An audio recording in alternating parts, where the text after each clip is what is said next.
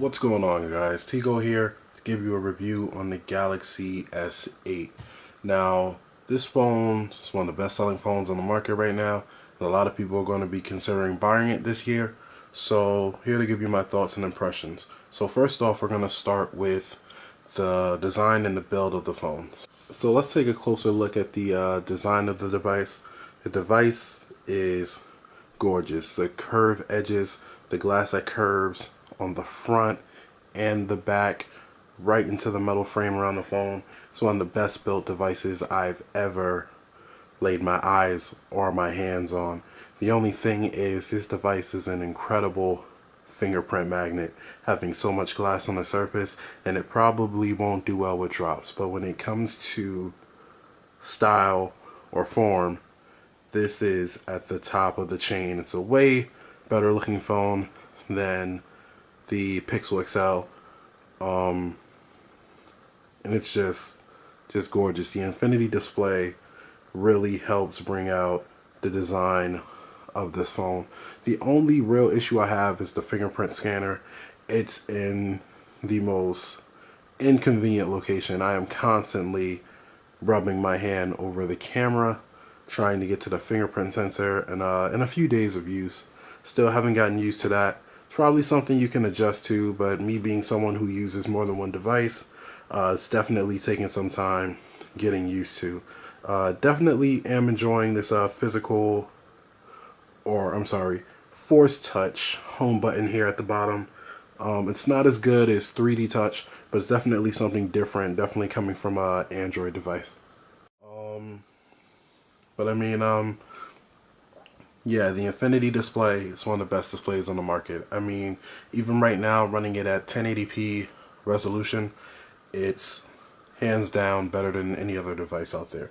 So, next thing we're gonna get into, we're just gonna talk about the performance. So let's talk about performance now.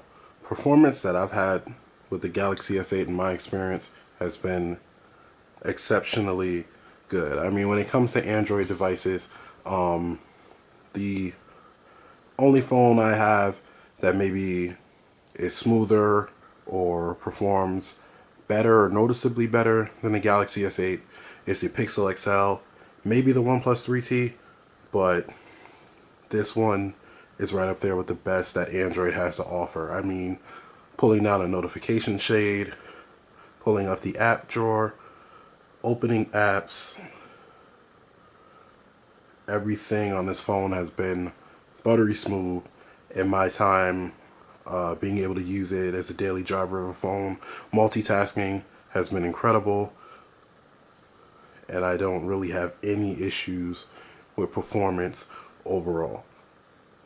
This phone is running the Snapdragon 835, and currently that's one of the fastest processors on the market. I think the only thing faster than it right now is the A10 in the iPhone 7 and the 7 Plus. So we're just going to go into the settings here, about phone, and currently it's running Android 7.0 on Samsung Experience version 8.1, so the latest version of Samsung software, and kind of the latest version of Google software. 7.1.2 is the latest, but 7.0 you get most of the features, you just don't get some of Google's optimizations, which are only on the Pixel XL right now and the Google Pixel.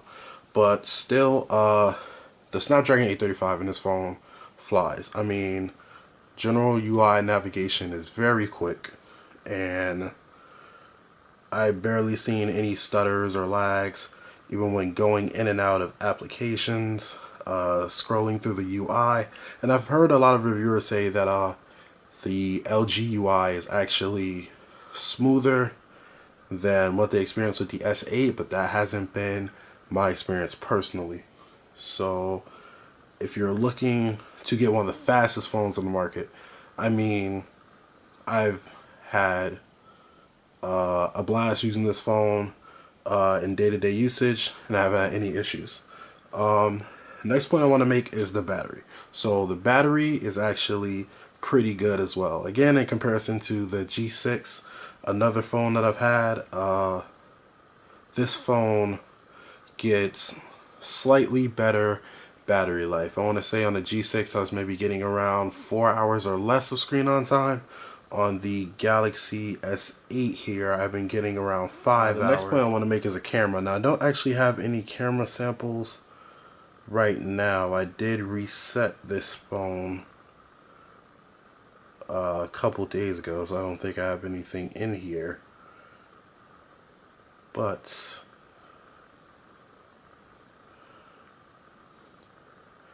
it's one of the best phones on the market. This picture is actually taken at night in the dark with just a flash, and I mean it's incredibly clear.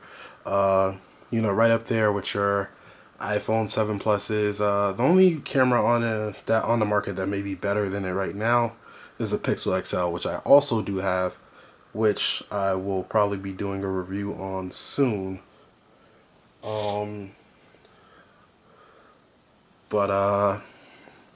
Yeah, incredible camera, really good battery life, one of the best builds you've ever seen on a phone, period. And then that brings me to my next point, which would be value.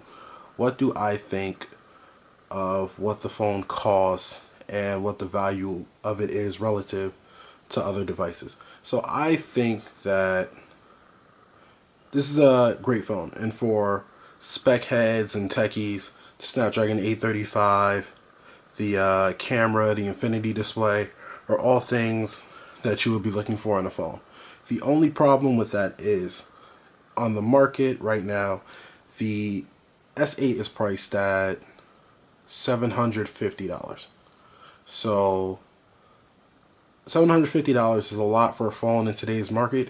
When you have other phones like the Honor 8 at $400, even the Mate 9 at $600, and you have phones like the OnePlus 3T, which has more RAM, the same amount of storage, Snapdragon 821 processor, which isn't old by any means at this point, and it sells for hundreds of dollars less than this phone.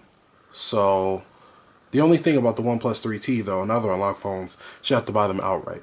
Phones like the S8 and the G6, you can still finance through carriers, so you don't have to put up all that money up front. So if you're looking to buy a phone outright, I would probably suggest one of those unlocked models. But if you're looking for one of the best Android phones you can get on the market, that you could get through a carrier, the S8 is definitely up there with the best of them. So that's it for right now, just a short video. Let me know what you think in the comments below, and I'll catch you on the next one. Peace.